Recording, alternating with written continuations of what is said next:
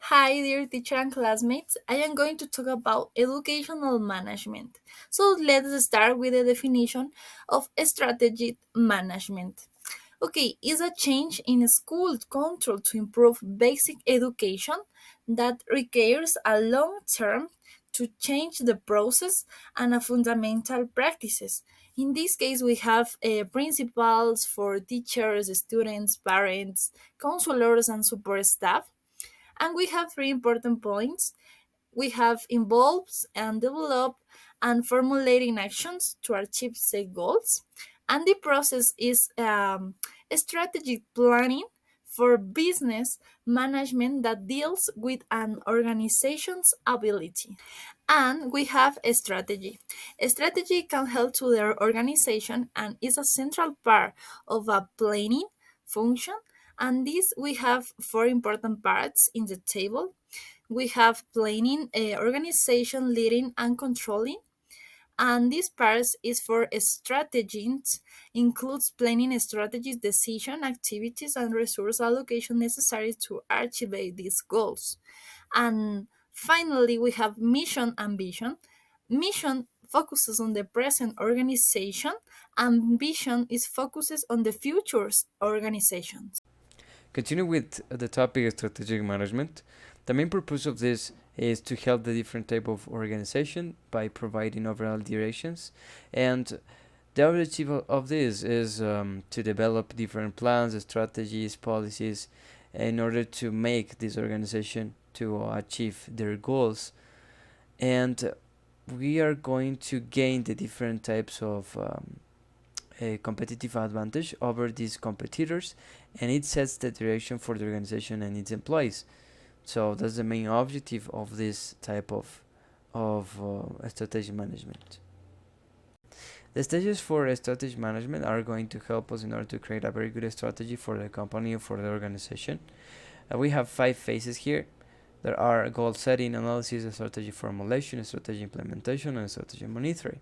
For this, you have to first clarify your vision. It means to articulate the vision for your company. The second one is to collect and analyze information. The third one is to develop a strategy. It means to determine what resources the company current has to help achieve its goals. And finally, implement your strategy. It means that this is a stage where you have to implement the strategy management process. Hi everyone, I am talking about evaluation and control. Strategic evaluation and control is the process to determine the effectiveness of the given strategy in achieving the organizational objectives and taking corrective actions whenever required.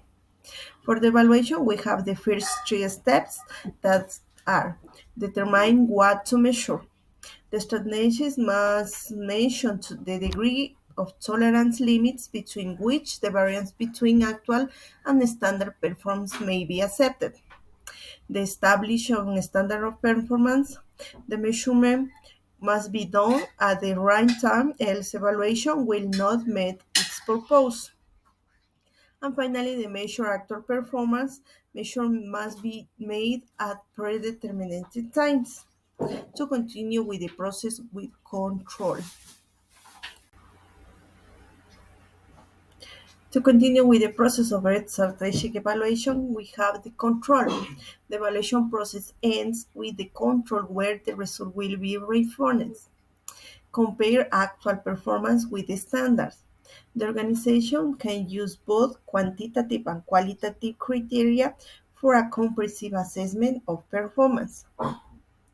Take corrective action. If performance constantly below desired performance, strategy must conduct a detailed analysis of the factors responsible for this performance. In the process of evaluation and control, we have the project objectives and finally the results. So, these are the various steps of strategic evaluation and control. It determines whether the performance standards are acceptable or not.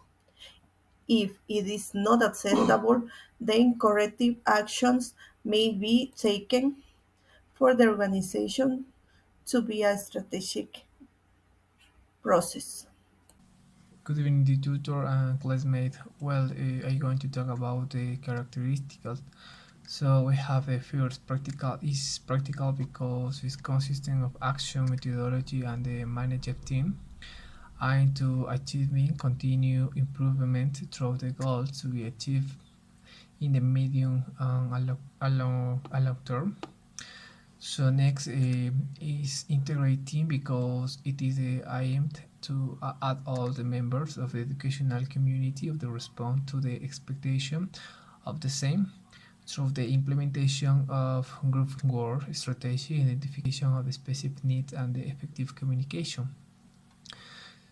So it's inclusive because it takes into account the diversity of the educational community, emphasis the best interest in the attention of children, adolescents, and adults. So generating because it promotes the arrangement of management of the new projects and activities through a space for dialogue and gives protagonism to all members of the educational community so that they can project their ideas on educational tasks and the needs to improve the learning process. Is flexible because it's a process that can be adapted